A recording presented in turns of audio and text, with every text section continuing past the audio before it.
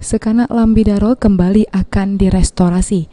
Proses pengerjaan fisiknya akan dilakukan pada tahun 2020 mendatang setelah dilakukan DED atau Detail Engineering Design.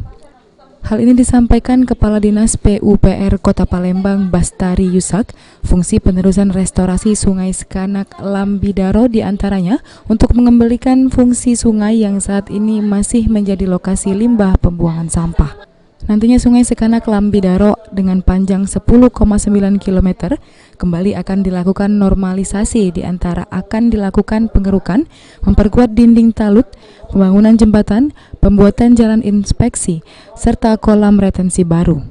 Bastari menambahkan beberapa jembatan akan dilakukan pembongkaran dan dilakukan pembaruan. Hal ini dilakukan guna memberikan akses transportasi air seperti perahu dapat melintas di lokasi Sungai Sekanak Lambidaro. Sesuai keinginan Wali Kota Palembang membangun aset wisata baru dan juga penambahan akses lintas transportasi air. Dari jembatan jalan mereka, itu kan perahu udah bisa lewat. Itu kan kita desain akan kita tinggikan, kita buat jembatan lengkung sehingga perahu bisa lewat. Berapa banyak? Ada jembatan roda 4 ada 17 titik. Ada 17 titik. Dan ada jembatan roda 2 ada berapa kan?